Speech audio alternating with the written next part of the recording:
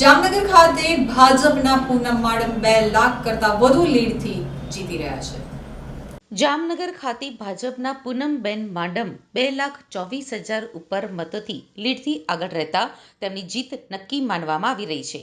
તેમાં 2 મત નથી ત્યારે પૂનમબેન માડમ હરિયા કોલેજ ખાતે પહોંચ્યા હતા, જ્યાં કાર્યકરો દ્વારા જય શ્રી રામ અને ભારત માતા કી જયના નારા સાથે તેમને વધાવવામાં આવ્યા હતા અને અભિનંદન પાઠવવામાં આવ્યા હતા.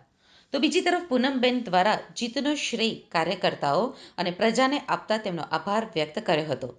આમ હાલારની દીકરીને લોકોએ સતત ત્રીજી વાર જીત અપાવી તેમના પ્રજા પ્રત્યેના કાર્યનું અને પ્રેમનું ઉદાહરણ પૂરું પાડ્યું છે.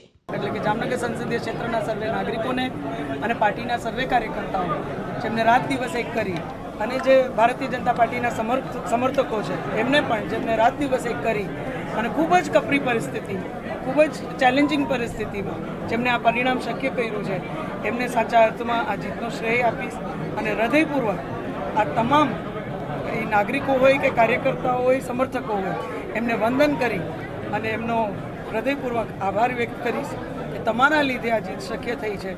કારણ કે ખૂબ જ સંઘર્ષમય પરિસ્થિતિમાં તમે આ પરિણામ શક્ય કર્યું છે.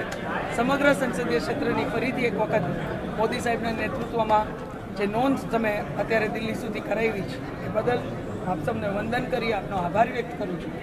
બેન, સામે ઘણા બધા પડકારો હતા.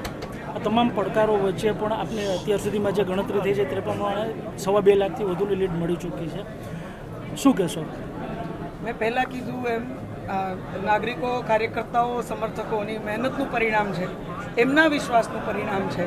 અને ક્યાંક હું જે હંમેશાથી એક વિશ્વાસ મને હતો એ વિશ્વાસનું પણ ક્યાંક પરિણામ છે. કારણ કે હાલારના જે નાગરિકો છે એ ખૂબ જ જાગૃત, આખો એકબીજા સાથે જોડાયેલો આપણો આખો આ પરિવાર છે. અને મને ખાતરી હતી કે આ જ પ્રકારનું પરિણામ આપણા સર્વે જાગૃત નાગરિકો ક્યાંક શક્ય કરશે, સર્વે કાર્યકર્તાઓ શક્ય કરાવશે, સમર્થકો શક્ય કરાવશે. અને મને એવું પણ લાગે છે કે આ જે પરિણામ છે એ આપણી સમરસતાનું પરિણામ છે, આપણી એકતાનું પરિણામ છે.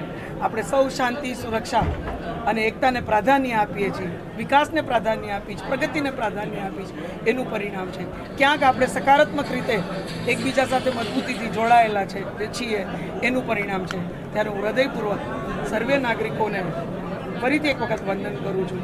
અને ક્યાંક એક મુંહતોડ જવાબ કોંગ્રેસ પાર્ટી હોય કે કોંગ્રેસ પાર્ટીના સર્વે જે સમર્થકો હતા એ સામે આવ્યા હોય, પાછળથી હોય, એને પણ ક્યાંક મુંહતોડ જવાબ નાગરિકોએ પોતાની જાગૃતતાનો આપ્યો છે, પોતાની એકતાનો આપ્યો છે, પોતાની હિંમતનો આપ્યો છે.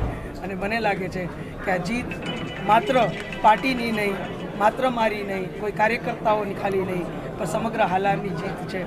અને હું ખાતરી આપું છું કે પાછલા 10 વર્ષ જેમ તમારા પરિવારના સદસ્ય બની અને મેં એક કોશિશ કરી છે કે આપણી હાલારની આ વિકાસ યાત્રા મજબૂતીથી મોદી સાહેબના નેતૃત્વમાં આગળ વધવી જોઈએ, એવી જ રીતે મજબૂતીથી વિકસિત ભારતનો અંગ આવતા દિવસોમાં આપણું સમગ્ર સંસદીય ક્ષેત્ર બને. એમાં આવતા 5 વર્ષ રાત દિવસ તમારી સાથે રહી ફરીથી એક વખત તમારા પરિવારના સદસ્યની જેમ તમારી સાથે રહી અને હું નિષ્ઠાપૂર્વકના પ્રયત્ન કરીશ. આટલું જ કંઈ પુનઃ આપ સૌને વંદન સાથે. બેન, હાલારની જનતાએ ખાસ તો આપને સ્પષ્ટ મેન્ડેટ આપ્યો. આપ ત્રીજી વખત સાંસદ બન્યા છો. આપ હાલારની જનતાને શું વિશ્વાસ આપશો? મેં કીધું એમ પાછલા 10 વર્ષે મેં એક પ્રયત્ન કર્યા છે અને એ જ વિશ્વાસને લીધે કદાચ આજે આ પરિણામ શક્ય થયું છે. મેં પૂરી કોશિશ કરી છે કે મારાથી જેટલા વિકાસના કામો થાય, સુવિધાઓના કામો થાય, કે કેન્દ્રમાંથી જેટલી યોજનાઓના લાભો નાગરિકો સુધી પહોંચે એ નિષ્ઠાપૂર્વકના પ્રયત્ન થયા છે.